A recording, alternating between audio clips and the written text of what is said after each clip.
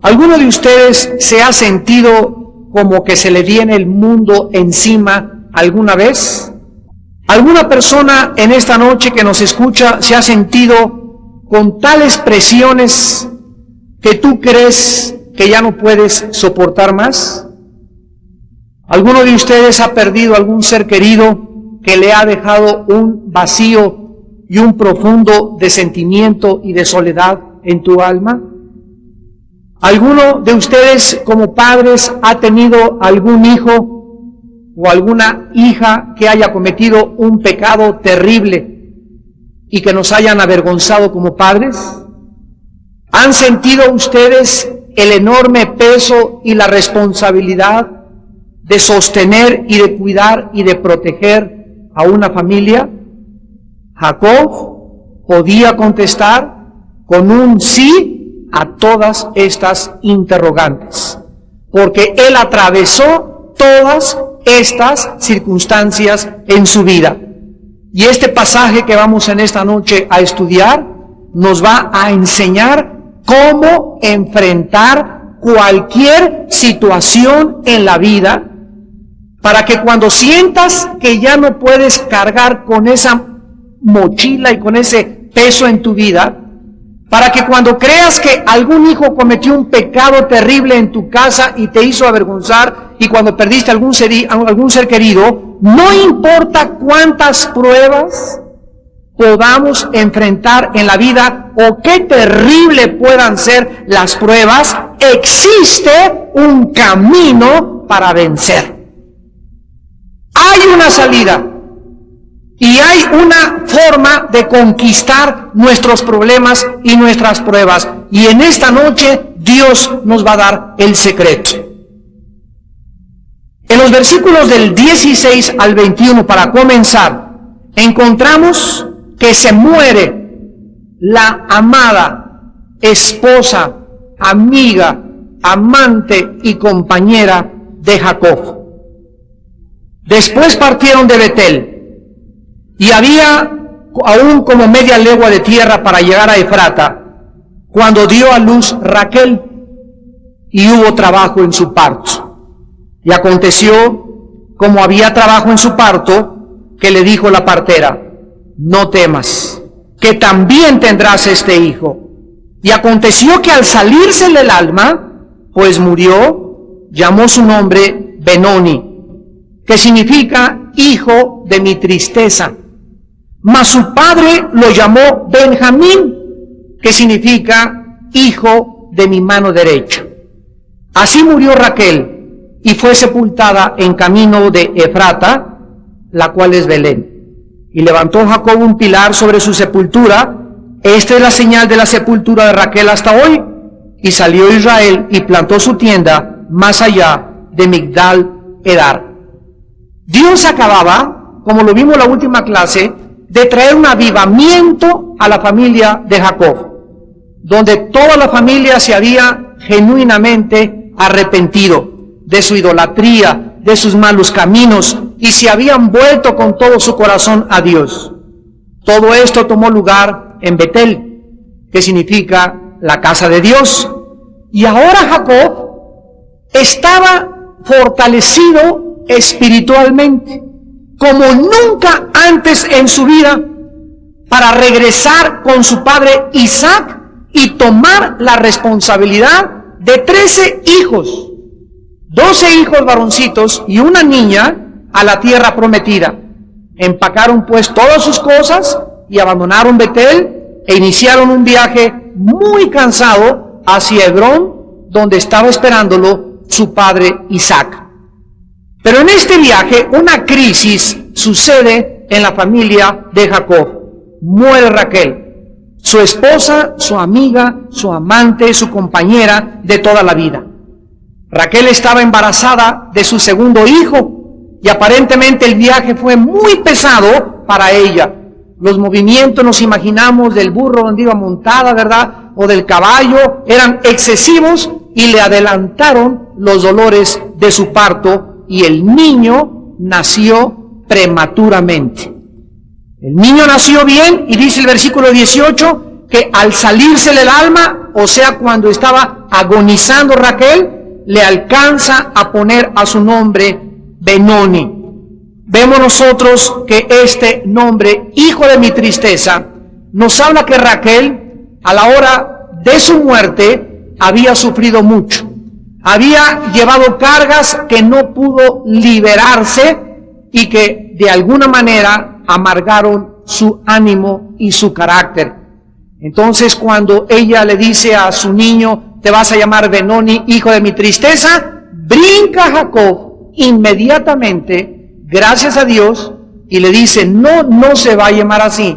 Al contrario, se va a llamar hijo de mi mano derecha, que significa, o que es el nombre de Benjamín. La palabra hijo de mi mano derecha, o la derecha, la diestra, en la Biblia significa un lugar de posición y de autoridad.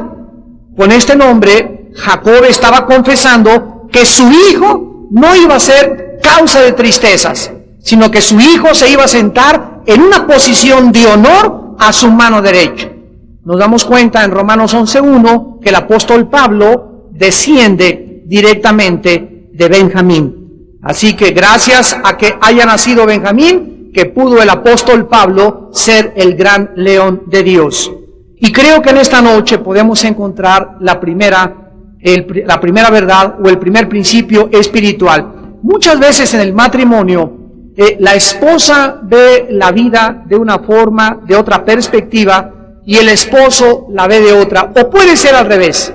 Puede ser que él sea el pesimista y el negativo, y ella siempre la optimista y siempre echando porras. De cualquier manera que sea, nosotros tenemos que intervenir directamente en la vida de nuestros hijos.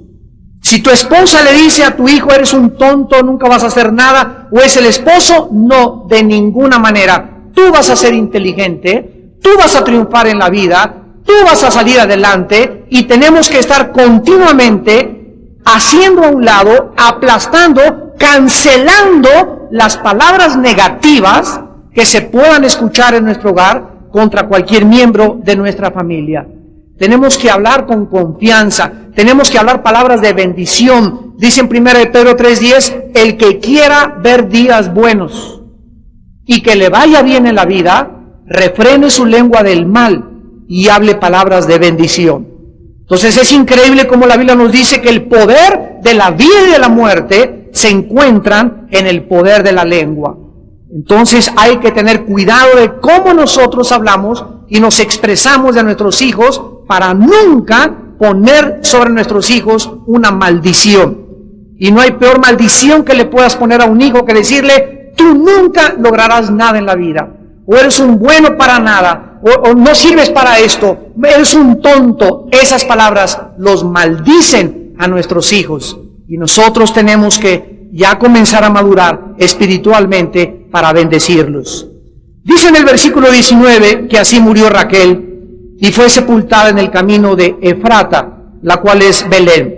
Vemos nosotros en el versículo 20 cómo Jacob honra la memoria de su esposa, levantándole un pilar para su sepultura, y este pilar nos damos cuenta que duró más de 500 años, porque dice el versículo 20, esta es la señal de la sepultura de Raquel hasta hoy. O sea, cuando Moisés estaba escribiendo el libro del Génesis, porque Moisés es el autor de los primeros 5 libros de la Biblia, ese pilar todavía permanecía, y 500 años después de Jacob, aproximadamente, vino Moisés. Vemos nosotros que Jacob había amado a su esposa, la había tratado, la había conocido, había trabajado 14 años para que pudiera casarse con ella, y años más tarde, en el capítulo 48 del Génesis, ya estando Jacob viejito, recordaba a su esposa y el grande amor que había tenido por Raquel. Dice Génesis 48:7, porque cuando yo venía de Padán Aram, se me murió Raquel en la tierra de Canaán, en el camino a media legua, viniendo a Efrata, y la sepulté allí en el camino de Efrata, que es Belén. Ya viejito, continuamente, Jacob continuó hablando, mencionando y recordando el enorme amor hacia su esposa. Este hombre de Dios tuvo una capacidad enorme para amar profundamente. Acordémonos que su tío, el papá de Raquel, le había enjaretado a Lea primero, y Jacob no amaba a Lea, pero a fuerza se la pusieron para que se casara con ella, y entonces se vio, ¿verdad?, entre dos corrientes. Él era débil de carácter, no se impuso a su tío, sino que aceptó a Lea, y pasaron 7 años hasta que pudiera casarse otra vez con Raquel. Le vuelven a poner 7 años, y después de 14 años nos demuestra que él amaba con todo su corazón a su esposa Raquel. Y a pesar de todas sus debilidades, Jacob era un hombre con un corazón tierno, con un corazón noble, con un corazón leal y sobre todo con un corazón fiel. Por esta razón fue capaz de realizar grandes cosas para Dios. ¿Saben una cosa? Una de las áreas donde Dios nos prueba a todos nosotros es en el amor a nuestra esposa. Es en el amor a tu esposo. Cuando nosotros realmente amamos a alguien de corazón, la única forma de demostrarlo, no hay ninguna otra, es siendo fiel en el matrimonio. Si tú andas coqueteando con otra mujer o andas coqueteando con otro hombre, eres una o un mentiroso total. Eres una hipócrita, eres un hipócrita. No es verdad que amas a tu esposo ni a tu esposa. Si andas ahí papaloteando y queriendo quedar bien con aquella y queriendo quedar con este, no es verdad que amas a tu esposo. Y cuando no tenemos la capacidad de amar a una sola persona, a un hombre o a una mujer, es que nuestro nivel espiritual es muy bajo.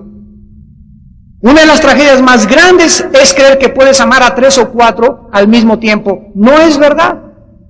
Cada persona, cada hombre en la vida y cada mujer en la vida estamos destinados para unirnos con una sola persona y serle fiel a esa persona durante toda tu vida. Y si te casaste con la persona equivocada, ahí viene el premio mayor. Pero tú necesitas tener la capacidad de amar a una sola persona y entregarte a esa persona hasta que la muerte los separe. Y si la otra persona agarra carretera o el otro cuate agarra carretera, ese es tu problema, pero tú no puedes dejar de amar hasta el final, hasta que Dios te la quite o se muere o Dios se va el otro, pero tú y yo tenemos ante Dios la responsabilidad de amar con todo nuestro corazón al compañero o a la compañera que Dios ha traído a nuestra vida. ¿De qué manera pudo Jacob vencer la tristeza de perder a su esposa? Noten ustedes que dice el versículo 20 de Génesis 35. Y levantó Jacob un pilar sobre su sepultura. Esta es la señal de la sepultura de Raquel hasta hoy. Noten ustedes algo con lupa. En el versículo 20 se le llama Jacob. Y en el versículo 21 se le cambia el nombre y dice, y salió Israel, o sea, Jacob enterró a su esposa y le lloró a su esposa. Pero el hecho que el Espíritu Santo nos ponga en el versículo 21, y salió Israel, o sea, después de enterrar a su esposa, ya no se le llama Jacob, sino se le llama el que lucha o el que vence con Dios. ¿Cómo pudo Jacob vencer la tristeza al perder a su esposa? Por el nuevo nombre que Dios le había dado, Israel. El que lucha y el que prevalece con Dios. En este pasaje nos damos cuenta que si nosotros, cuando perdemos a algún ser querido, Dios no está conmigo y no está muy cerca de mí, es difícil vencer la tristeza. Es difícil vencer la soledad. Es difícil enfrentar la vida. Solo Dios con nosotros nos puede dar la capacidad de seguir viviendo. Dice en el Salmo capítulo 28, versículo 7. Jehová es mi fortaleza y mi escudo, en él confió mi corazón y fui ayudado. En Isaías capítulo 41, dice el profeta en el versículo 10, no temas porque yo estoy contigo. No desmayes, porque yo soy tu Dios, que te esfuerzo. Siempre te ayudaré, siempre te sustentaré con la diestra de mi justicia. Qué maravilloso saber que cuando nos sintamos desfallecer, o nos sintamos caer, o el dolor nos agobie o nos embargue, ahí está Dios que nos recuerda, yo existo, soy vivo, y soy un Dios que te levanto, que te esfuerzo, que te impulso, que te puedo volver a dar ánimo para seguir viviendo para mí.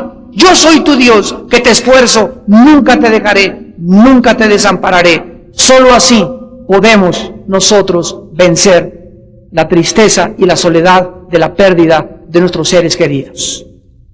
Regresamos a Génesis 35 y en el versículo 22, Jacob enfrenta la segunda prueba. Noten que le cayó, como dicen vulgarmente en México, le llovió el chahuistle. De repente se le muere primero, acuérdense ustedes, violan a su hija, Dina. Dios, a través de la violación de su hija, lo orilla a que se regrese y se consagre con él. Y gracias a que Jacob y su familia tienen este avivamiento, vemos como en el camino pierde a su esposa, pero pierde a su esposa cuando él está cerca de Dios. Cuando él está ya fortalecido, cuando ya vemos que ya no titubea, y como por si fuera poco, en el versículo 22, uno de sus hijos, el primogénito Rubén, miren ustedes lo que hace. Aconteció que cuando moraba Israel en aquella tierra, fue Rubén y durmió con Bila, la concubina de su padre, lo cual llegó a saber Israel. Ahora bien, los hijos de Israel fueron 12. Rubén era el mayor de los hijos de Jacob, el primogénito, y ahora cometía un terrible pecado en contra de su propio padre. Había tenido relaciones sexuales con Bila, una de las concubinas de su padre, la cual fue madre de Dan y Neftalí, que eran medios hermanos de Rubén. Dos hechos nos demuestran, pongan atención, que no la violó.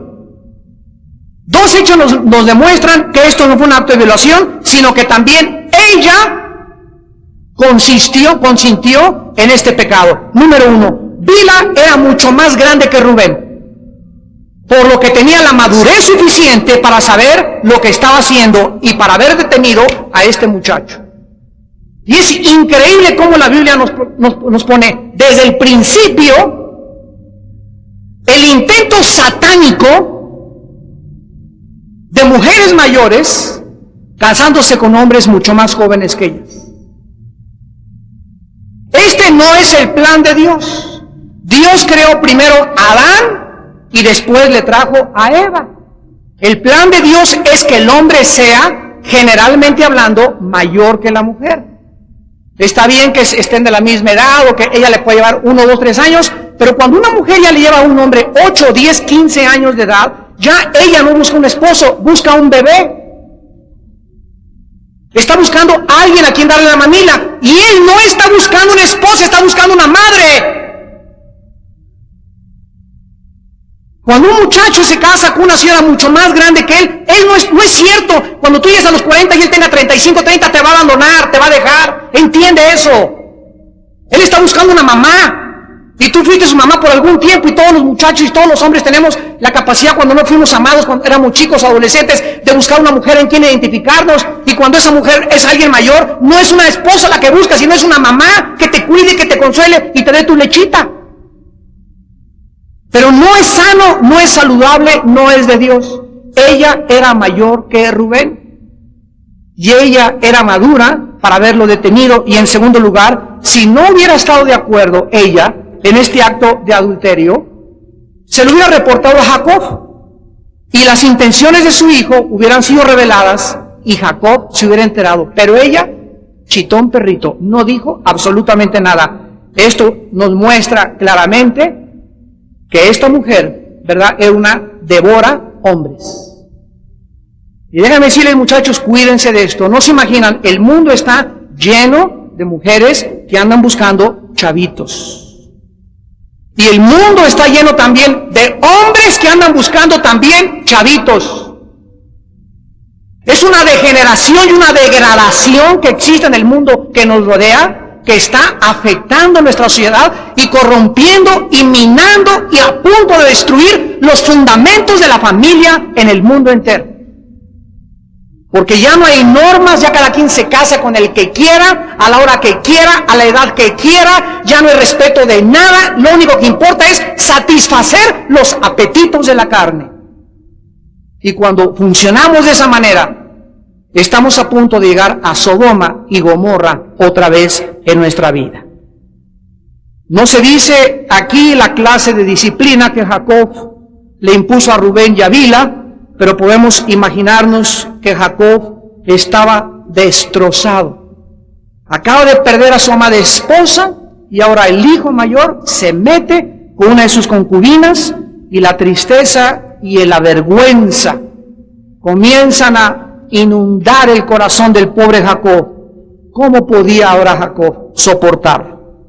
Notamos que otra vez, dice la Biblia, se vuelve a usar el nombre de Israel. Ahora los hijos de Israel fueron dos.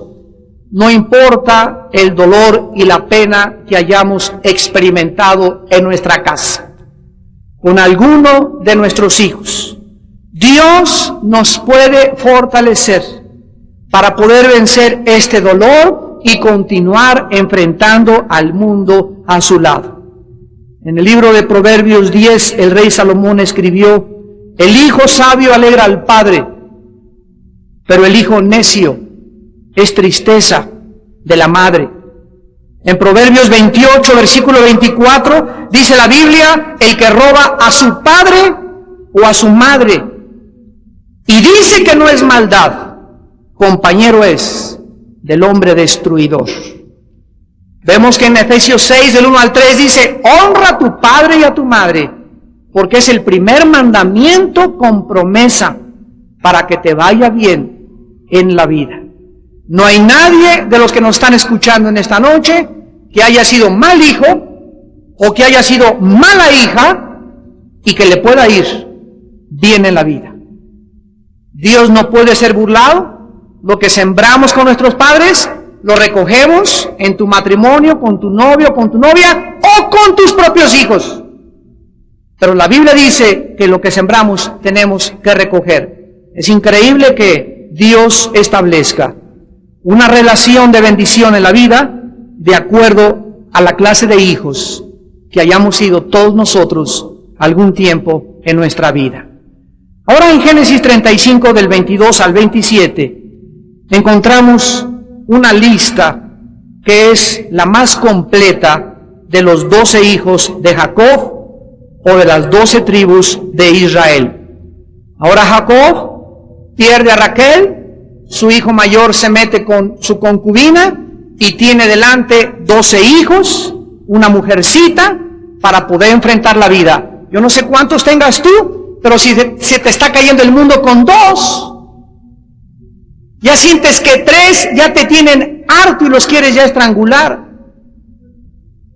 Yo recuerdo, mi padre tuvo 16 hermanos. O sea, mi abuela paterna fue madre de 17.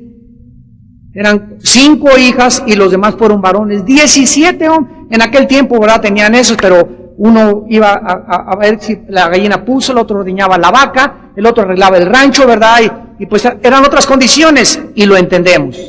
Ahora ya más de 3 ya es una familia bastante grande, pero cualquiera que sea el número de los hijos que tú tengas o que yo tenga, debemos de enfrentar la responsabilidad y vamos a darnos cuenta por qué se dan esta lista de los 12 hijos de Jacob en esta sección. En primer lugar, para mostrarnos el inmenso poder y fidelidad de Dios. Dios trabajó a través de todas las circunstancias de Jacob, como ya lo hemos visto, y finalmente él dio a luz a los 12 hijos con problemas en el hogar, tensiones con sus concubinas, celos entre sus esposas, pleitos entre los hijos, uno se viola al amante, y a pesar de todas estas cosas negativas, Dios cumple su propósito finalmente. Dios llama a Jacob para recibir sus promesas, y el pacto que había hecho con Abraham era fiel en la vida de Jacob. Y en segundo lugar, para mostrarnos la fidelidad de Jacob a Dios. Jacob amó a Dios contra viento y marea. A pesar de sus pecados de bigamia, favoritismo con sus hijos, engaños, mentiras, cobardías y robos, Jacob buscaba a Dios. Luchó con Dios y prevaleció. Se arrepintió de sus pecados y nunca volvió a cometer los pecados que Dios le perdonó antes. Sería en esta fuerza que le había sostenido durante tanto tiempo que ahora podría enfrentar la responsabilidad de ser padre de 13 hijos. Dice en Deuteronomio capítulo 6, versículo 7, y las repetirás a tus hijos, y hablarás de ella estando en casa, y andando por el camino, y al acostarte, y cuando te levantes. En Proverbios 22, versículo 6, la palabra de Dios dice, por labios del rey Salomón, respecto a la educación de los niños, instruye al niño en su camino, y aun cuando fuere viejo, no se apartará de él. ¿Cómo podemos enfrentar no solamente la muerte de un ser querido, la vergüenza de un hijo que nos avergüenza por sus pecados, sino ahora el paquetote de ser papá y ser ejemplo y ser amante de que mis hijos recuerden, mi padre amó a mi madre y mi madre amó a mi padre? ¿Cómo podemos enfrentar esta responsabilidad? Dándoles a nuestros pequeños, desde que comienzan a crecer, la instrucción de la palabra de Dios. A nuestros hijos, ¿verdad? Como los pollitos, les aventamos un maicito, la palabra de Dios, sus semillitas, la palabra, y los hijos crecen 12, 13 años de edad, y a los 14, 15 se enfrentan al mundo, van a hacer decisiones, van a tener desilusiones, van a probar que el mundo no es como creían, no es Batman, ni Robin, ni Alicia en el País de las Maravillas, ni Caperucita Roja, sino que es un hueso duro de roer, el mundo no es color de rosa, y todas las semillas que nosotros les infundimos en sus vidas, ahí estarán siempre y nada ni nadie se las podrá arrebatar. Y el ejemplo más grande de esto lo tenemos con la madre de Moisés. ¿Recuerdan ustedes cuando Moisés tenía 2 años que lo echaron al río Nilo? Donde iba a estar atacado por cocodrilos, serpientes marinas, anguilas, dragones, ballenas, quién sé cuánto había en el río Nilo. Pero a pesar de todo eso, la madre de Moisés era una madre que sabía que era el destino de su hijo y se lo entregó a Dios chiquito. ¿Y qué pasa? No es coincidencia que lo haya encontrado la hija del faraón. Y ella lo jala por su ropita, se da cuenta que es un niño judío, lo esconde y lo comienza a criar y les dice a sus sirvientas, búsquenme alguna sirvienta hebrea para que venga a alimentar a mi niño, al que estoy adoptando. Y van, ¿y a quién creen que traen? A la madre de Moisés. Y entonces la madre de Moisés, 3, 4, 5, 6 años, 4 años, la madre de Moisés, de los 2 a los 6 años, porque a los 6 años les quitaban a las nanas. Y ya era la hija del faraón la que tenía que acostumbrarse, y el niño a la hija del faraón, para que no viera a la nana como su mamá. Por eso es el peligro tan grande de las guarderías infantiles. Después hablaremos de eso. Pero cuando la mamá lo educa, tuvo 4 años para sembrarle esto. Y la mamá de Moisés le siembra a Moisés la palabra, Moisés crece y entonces se enfrenta al mundo. Va a una escuela del mundo, a una escuela militar del mundo, a la Universidad de la Astrología, de la Cienciología y del comunismo y del ateísmo, y los egipcios le meten su programa. Pero el programa que Egipto le mete a Moisés no pudo sacar la semilla que su madre le sembró en 4 años, hasta que tuvo 6 años de edad.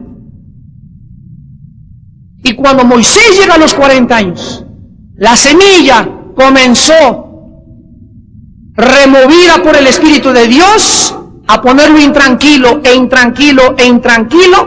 circunstancialmente huye de Egipto y se encuentra con Dios, descubriendo que él había sido destinado para ser el libertador de Israel. Y cada uno de mis hijos, hijos de ustedes, han sido destinados por Dios para ser benditos, para ser profetas, para ser predicadores, para ser hombres de Dios, para ser mujeres de Dios, para que impacten las generaciones en las que ellos se enfrenten en esta vida.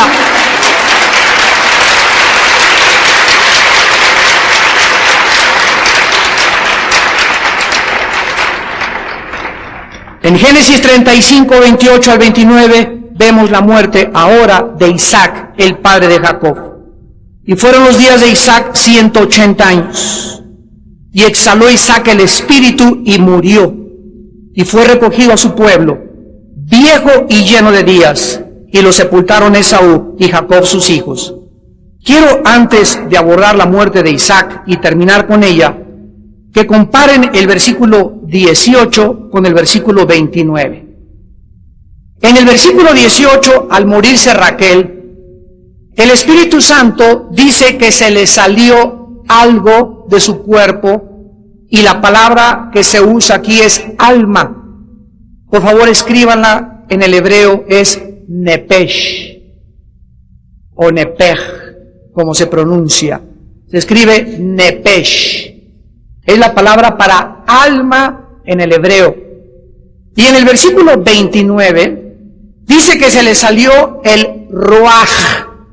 Se escribe ruach, el espíritu. Esto nos demuestra que el espíritu y el alma son dos cosas enteramente diferentes. Hay muchos cristianos, yo sé, que son dicotómanos, se llama dicotomía, que creen que solamente es alma y cuerpo y el espíritu y el alma es igual. Yo no puedo comulgar con esto porque también en el Nuevo Testamento, en Hebreos 4:12 dice, la palabra de Dios penetra hasta partir el alma y el espíritu. También el Nuevo Testamento nos muestra dos palabras que son suche y neuma. Luego dice 1 Tesalonicenses 5, y el Dios de paz guarde vuestro cuerpo, alma y espíritu para hallarlos irreprensibles hasta la venida de Jesucristo. Entonces, tanto el Antiguo como en el Nuevo Testamento se usan palabras diferentes para describir qué es el alma y qué es el espíritu. Pero el hecho es el siguiente, que cuando nosotros nos morimos, dos cosas se salen de nuestro cuerpo: nuestra alma y nuestro espíritu. El cuerpo es reducido, duerme, se deshace, se convierte al polvo de donde salimos, pero el alma y el espíritu salen, y el alma es nuestro yo. El alma es nuestro ego, el alma es nuestra personalidad. El alma es el asiento de las emociones, los sentimientos, el intelecto y la voluntad. Apúntalo. El alma es el asiento de los sentimientos, las emociones, el intelecto y la voluntad.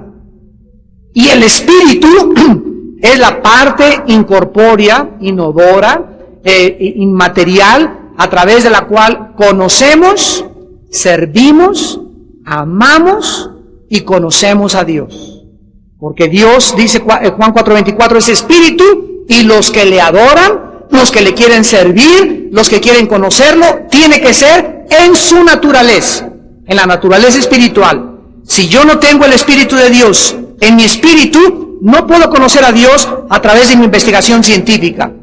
Yo puedo ser una gran mente científica, un gran astrofísico, físico matemático, doctorado en filosofía y letras, y emprendo la investigación de la Biblia. Tú puedes venir a la Biblia, amigo que me escuchas, científico que me escuchas, si no tienes el Espíritu de Dios, tú no podrás, con tu razón, tu inteligencia, tus proposiciones o presuposiciones filosóficas, conocer nunca a Dios, porque para conocer a Dios necesitas que el Espíritu de Dios entre a tu espíritu y sea tu espíritu el que toque y haga contacto con Dios, porque Él es espíritu. Dice en 1 Corintios 2, del 10 al 14, ¿quién de los hombres conoce las cosas del Espíritu, sino el Espíritu del hombre que mora dentro de él? Así tampoco nadie conoció a Dios, sino el Espíritu de Dios, porque el Espíritu de Dios es el que escudriña todo lo que es de Dios. El Espíritu Santo conoce a Dios, Él viene a mi espíritu y me informa, me vivifica a mi espíritu. Mi espíritu le pasa la información a mi alma, a mi mente, a mis sentimientos, a mis emociones, y es el Espíritu el que está cambiando dentro de mí mi carácter. Porque antes de que yo fuera cristiano estaba yo lastimado, y tú también, en nuestras emociones, nuestros sentimientos, nuestra voluntad. Teníamos un programa duro, un disquete que nos habían metido equivocadamente. Ahora viene el Espíritu Santo y comienza a desechar toda esa información que el mundo me puso y a comunicarme y a poder infundirme la información de Dios para transformar mi mente. Romanos 12:2, renuévense en su mente. Y cuando mi mente comienza a cambiar, y esta tatema, ¿verdad?, comienza esta calabaza a recibir información de Dios, comienzo a ver la vida diferente, comienzo a tener una seguridad que no tenía, comienzo a tener una esperanza para vivir, comienzo a confiar totalmente, aunque el mundo se mueva y haya terremotos y caiga el dólar y caiga el euro y caiga todo, mi confianza y mi fundamento está en Jehová de los ejércitos. Y esto es el poder que la palabra de Dios tiene en nuestro espíritu. Entonces, si tú no vienes, la Biblia es un libro que alimenta mi espíritu. Mi alma se alimenta, yo consulto libros de filosofía y las enciclopedias y la información de las revistas del mundo, y es conocimiento lo que nos alimenta al alma. Pero el espíritu no tiene más que un solo alimento, es la Biblia. Desead como niños recién nacidos, 1 Pedro 2:2, la leche espiritual no adulterada, para que por ella crezcáis. Si algo te hace crecer, si algo te hace madurar, si algo te hace tener seguridad, si hace algo tener esperanza, es tu contacto diario con este libro. Diario, diario, diario, diario, diario, diario. De día y de noche, de día y de noche. Josué, medita en este libro de la ley. Josué, si tú haces eso, Josué 1:8 y 9, si tú haces eso, Canaán es tuya. Las ciudades van a caer por mi poder. Yo lucharé por ti. No habrá nadie que se enfrente durante tu vida, porque lo único que me interesa es que ustedes me conozcan, dice el Señor.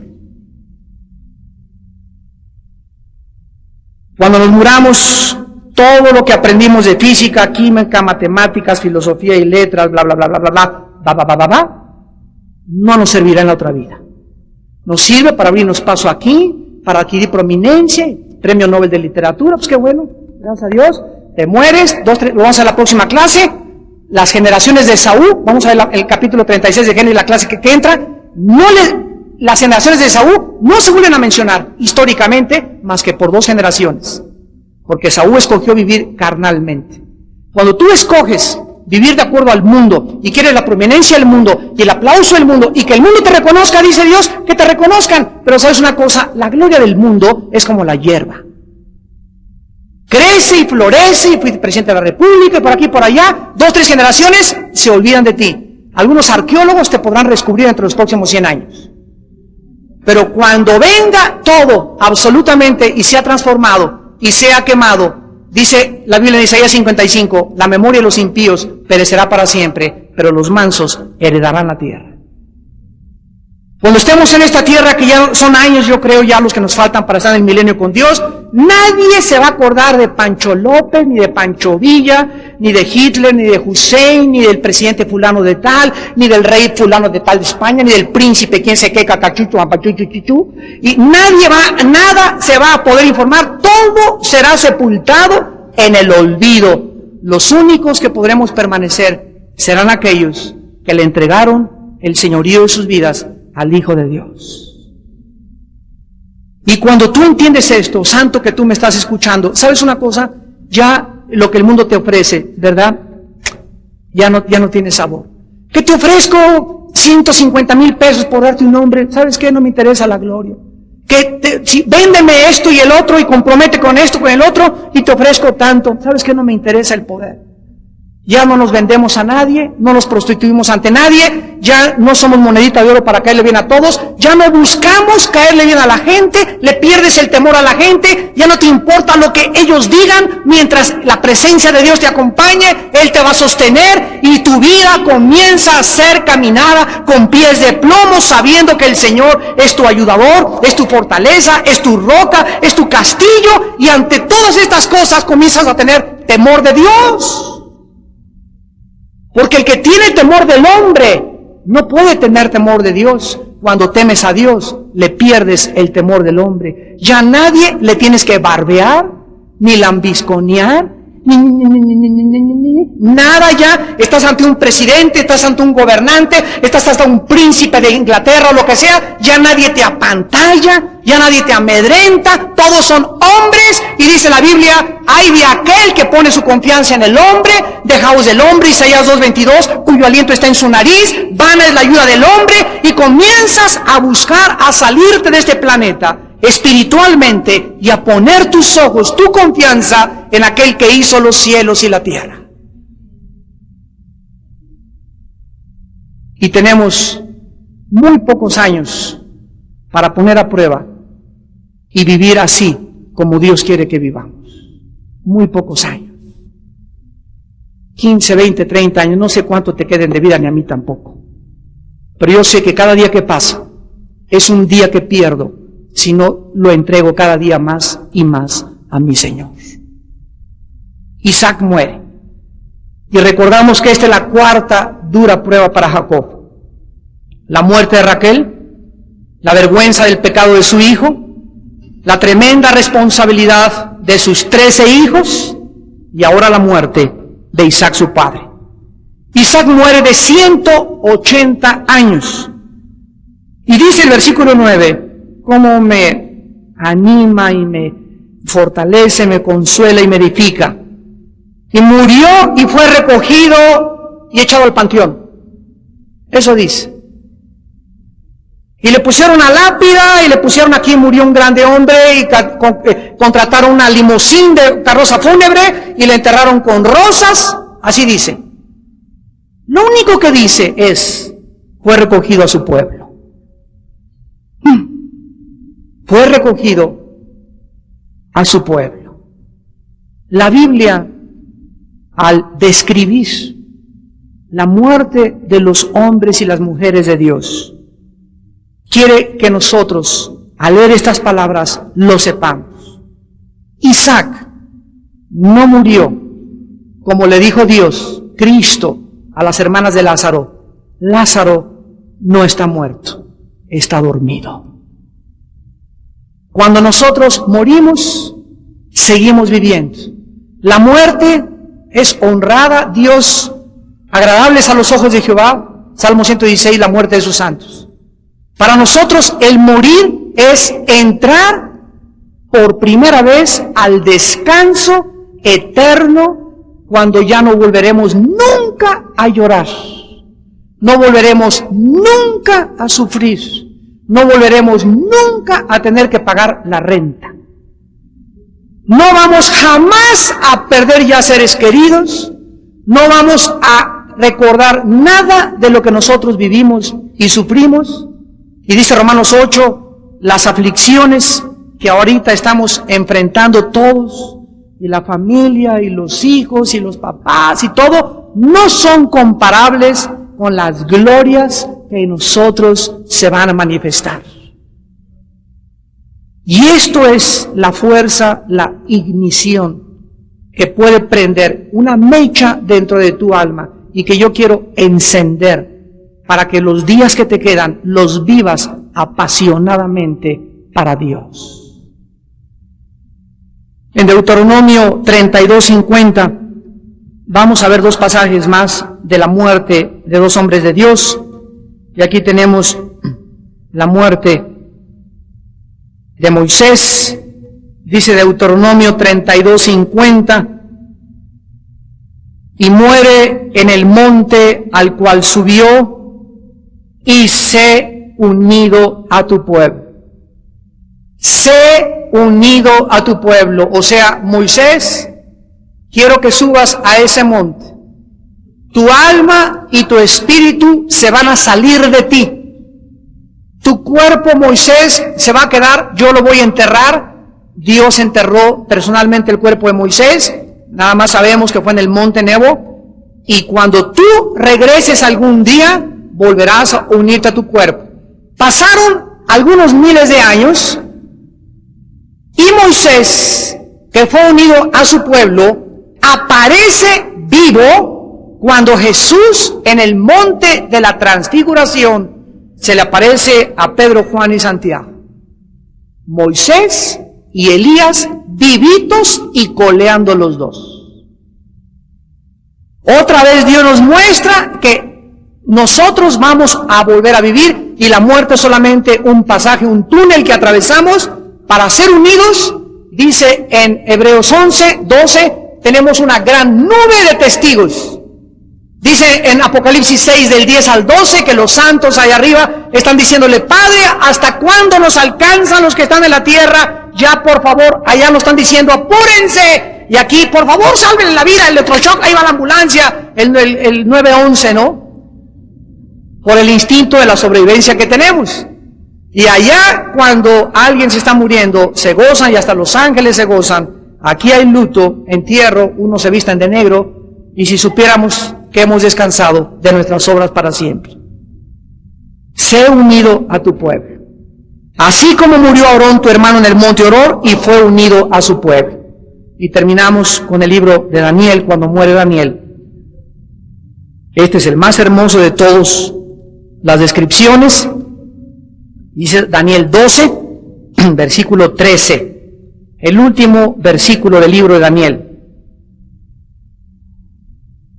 Y le dice el ángel a Daniel: y tú irás hasta el fin. ¿Hasta el fin de qué? Pongan atención. Todos tenemos un principio y todos tenemos un final. Escuchen. No todos los que me están escuchando van a llegar al fin. La Biblia enseña en el Nuevo Testamento que muchos cristianos Dios se los tiene que llevar antes de tiempo a casa por el mal testimonio que están dando al mundo. 1 Corintios 11, 30 al 33, 1 Corintios 5, del 1 al 5, Santiago 5, los últimos dos versículos. En estos pasajes dice la Biblia: y muchos de los corintios, al tomar la cena del Señor, como no querían arrepentirse, y la tomaban mecánica y religiosamente, durmieron y otros se enfermaron. Dios se lleva a casa muchas veces a muchos de sus hijos y no llegan al fin. Dios quiere que todos lleguemos al fin de nuestra vida. Que Dios no tenga que intervenir cuando tengas 50, 40, 30 años antes de tiempo, porque no has querido entender que traes una misión, que tenemos todos una misión en esta vida. Si tú crees que veniste a esta vida para ser campeón de los 400 metros, para ser artista de cine, para salir y ser famoso en Big Brother, para ser artista de cine, para tener una cara bonita, para tener un cuerpo bonito, para hacer un título, te equivocas. Dice Jeremías 9, 32 al 33, no se alabe el valiente en su valentía, el rico en sus riquezas, ni el sabio en su sabiduría. Mas alabes en esto el que se hubiere de alabar, en conocerme y entenderme, que yo soy Dios. Entonces, todo está bien que seas deportista, está bien que seas médico, está bien, todo está bien, pero que no sea tu prioridad en la vida. Nuestra prioridad es conocer a Dios. Es lo único que nos vamos a llevar. Y si tú en tu vida es Dios tu prioridad, es Dios tu prioridad en tu negocio, es Dios tu prioridad en tu familia, es Dios tu prioridad en el altar que tienes en tu corazón, vas a llegar al fin de tu vida. Y cuando mueras, será el día que Dios quiere que tú murieras. Daniel llegó al fin de su vida. Y dice en segundo, y reposarás. Inmediatamente después de la muerte, reposo, tranquilidad absoluta, ni una hamaca en Cancún se compara con el reposo y la tranquilidad que tendremos. Y te levantarás para recibir tu herencia al fin de los días. Morimos, somos unidos con todos nuestros parientes, amigos, familiares, hijos, tíos, cristianos que se unieron y que están esperándonos en el cielo, y ahí estaremos aguardando hasta que se acabe aquí abajo en el mundo el final y la tercera guerra mundial. Y entonces seremos levantados, la resurrección de entre los muertos, nuestra alma y tu espíritu que están en el cielo se unirán en el cielo, en el aire, primera de Tesalonicenses 4, 16 y 17, con nuestro cuerpo, y entonces ahí ya tendremos un cuerpo glorificado y así viviremos para el final. Y de ahí iremos a un tribunal, a un grande juicio donde no seremos juzgados por la salvación, porque la salvación no la podemos perder. Seremos juzgados conforme a nuestras obras, 2 de Corintios 5:10. Y todo lo que hayamos hecho desde el momento que nos convertimos, hasta nuestra muerte, recibiremos recompensas. Y te levantarás para recibir tu herencia al fin de los días. ¿Cómo enfrentamos la pérdida de nuestros seres queridos? ¿Cómo enfrentamos la vergüenza de nuestros hijos que nos han avergonzado?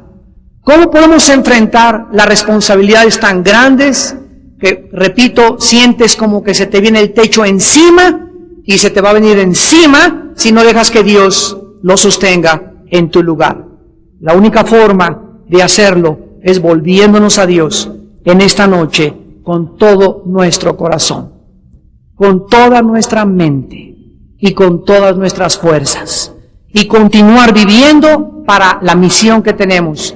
Vayan al mundo entero y den testimonio, prediquen el Evangelio, hagan discípulos a todas las naciones.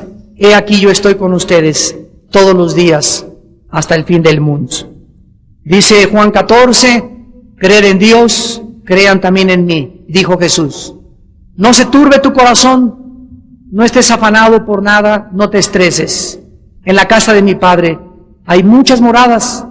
Voy antes que ustedes a prepararles, como el esposo le prepara a la novia su casa y su nidito de amor, voy a prepararles lugar para ustedes, para que donde yo esté, ustedes también estén. En la segunda carta a los Corintios, el apóstol Pablo, hablando de su muerte, dice, porque sabemos que si nuestra morada terrestre, este tabernáculo, o sea, nuestro cuerpo, se deshiciere, tenemos de Dios un edificio, una casa no hecha de manos, eterna en los cielos. El autor de los Hebreos, en el capítulo 11, versículo 10, dice que Abraham esperaba la ciudad que tiene fundamentos, cuyo arquitecto y constructor es Dios. Conforme a la fe murieron todos estos, sin haber recibido lo prometido, sino mirándolo de lejos y creyéndolo y saludándolo, y confesando que eran extranjeros y peregrinos sobre la tierra. Porque los que esto dicen claramente dan a entender que buscan una patria, pues si hubiesen estado pensando en aquella de donde salieron, ciertamente tenían tiempo de volver. ¿Puedes tú, al igual que los hombres de Dios, en esta noche decir lo mismo? Si tú puedes mirar de lejos estas promesas, esta fe, la fe es la certeza de lo que se espera. La fe está relacionada con el futuro y con lo invisible. Si tú te mantienes mirando, no lo que se ve, no el mundo que cada vez es Sodoma y Gomorra, no el mundo que cada vez no hay fundamentos, no el mundo que cada vez se degrada, sino tus ojos los tienes en Cristo, entonces vas a ser sostenido. Una fuerza invisible te va a elevar sobre este mundo, sobre el basurero que nos rodea, sobre los lobos que nos quieren morder todos los días, y Dios te protegerá. Dios será tu escudo, Dios te dará su salvación y te dará paz hasta el día de tu muerte. Y los que ustedes mueran serán reunidos con su pueblo. Descansarán, hermanos, y algún día todos nos levantaremos, y en aquel día nadie nos podrá quitar nuestro gozo.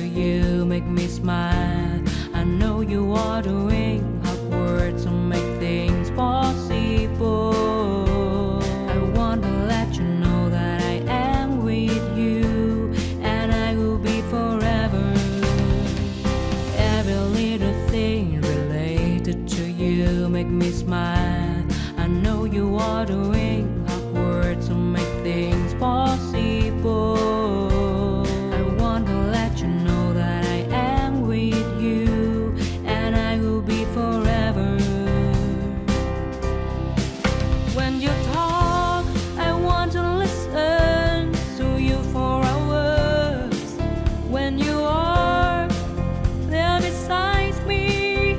I feel like looking at you all the time. My love for you will never really change. Just want to tell you that you mean a lot to me.